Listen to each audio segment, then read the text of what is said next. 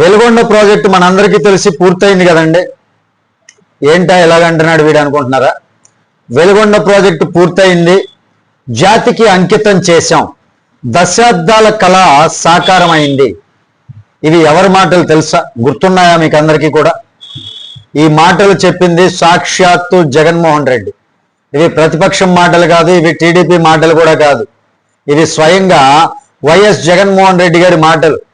అలాగే వారి కుటుంబ మీడియా అయినటువంటి సాక్షి మీడియా గ్రూప్ రాసినటువంటి కథనాలు ఒకప్పుడు ఆయన అధికారంలో ఉండగా. వెలుగొండ ప్రాజెక్టు పూర్తయింది కదా, మరి ఆయన చెప్పినటువంటి మాటలే కదా, ఆయన మీడియా రాసినటువంటి అనుబంధ కథలే కదా. కానీ ఇవాళ అదే సాక్షి పత్రికలో ఏమొచ్చిందో చూశారు కదా.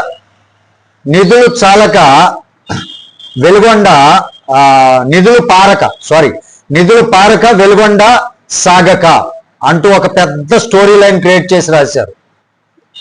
ప్రకాశం జిల్లా రైతులు ఆకాశం వైపు చూసుకుంటూ బాధపడుతున్నటువంటి ఫోటోలు, టన్నెల్లో ఇరుక్కుపోయినటువంటి టీబీఎం మిషన్, నత్తనడకన సాగుతున్నటువంటి పనులు, ఇంకా 2540 కోట్ల నిధులు కావాలి అంటూ పేపర్లో రాసినటువంటి వార్తలు. బడ్జెట్లో కేటాయించింది కేవలం 412 కోట్లు మాత్రమే. కాలువల లైనింగ్ పనులు ఇంకా పూర్తి కాలేదు. హెడ్ రెగ్యులేటర్ రిటైనింగ్ వాల్ కూడా ఇంకా పూర్తి కాలేదు. 11 ముంపు గ్రామాలు, 7,000 కుటుంబాలకు ఇంకా పరిహారం ఇవ్వలేదు. ఇలా చాలా పెద్ద కథనం రాసుకొచ్చారు, నిధులు పారక వెలుగొండ సాగక అంటూ. ఇప్పుడు ప్రతి ఒక్కరు ఈ కథనం చూసిన తర్వాత ఒక ప్రశ్న అందరిలోనూ వచ్చి ఉంటది. 3 ఏళ్ల క్రితం ఇదే సాక్షి పత్రిక ఏమంది గుర్తుంది కదా? వెలుగొండ కళ సాకారం అయింది, యుద్ధ ప్రాతిపదికన పనులు పూర్తి చేశారు, ఆసియాలోనే అత్యంత పొడవైనటువంటి జంట స్వరంగాలు పూర్తి చేయటం జరిగింది, జగన్ ఎన్నికల హామీ నెరవేర్చడం జరిగింది అని ఫుల్ పేజీలు నింపేశారు కదా సాక్షి పత్రికలో.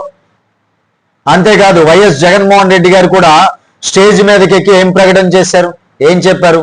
మా నాన్న వైఎస్ఆర్ శంకుస్థాపన చేసినటువంటి ప్రాజెక్ట్ను ఆయన కొడుకుగా నేను పూర్తి చేశాను, ఇది దేవుడు రాసినటువంటి స్క్రిప్ట్ అని కూడా చెప్పారు కదా. అబ్బా, ఆ దేవుడు రాసినటువంటి ఈ స్క్రిప్ట్ ఏదైతే ఉందో, మన ఆ స్క్రిప్ట్ ఇప్పుడు ఏమైంది? ఇప్పుడు ఏంటి? మళ్ళీ ప్రాజెక్టు పూర్తి కాలేదా?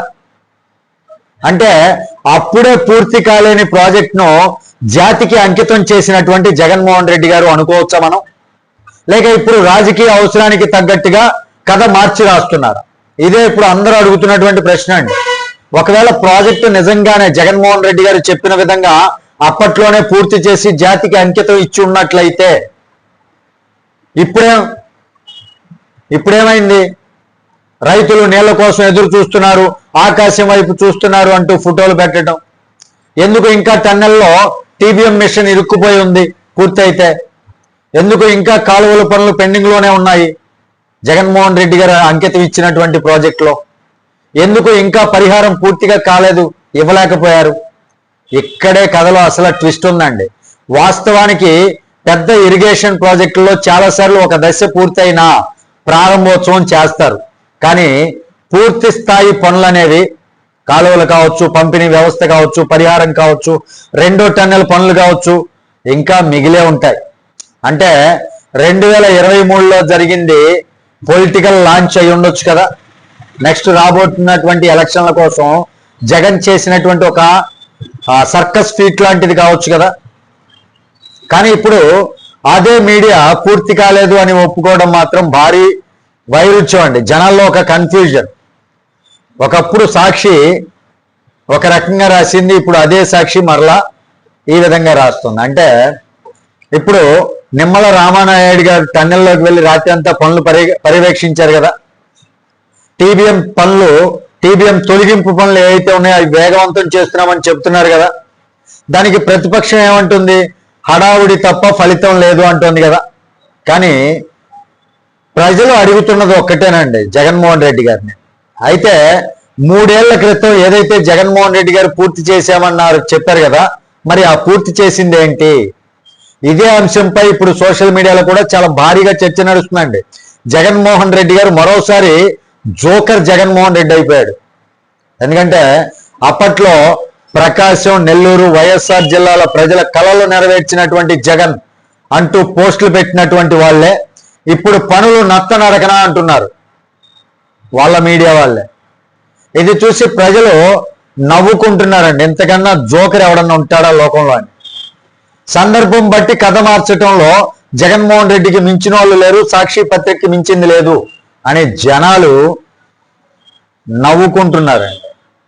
అధికారంలో ఉన్నప్పుడు ఒక మాట, ప్రతిపక్షంలో ఉన్నప్పుడు మరో మాట అని జనాలు జగన్మోహన్ రెడ్డి గారి ఫోటోలు పెట్టి మరీ మొహాన వస్తున్నారండి.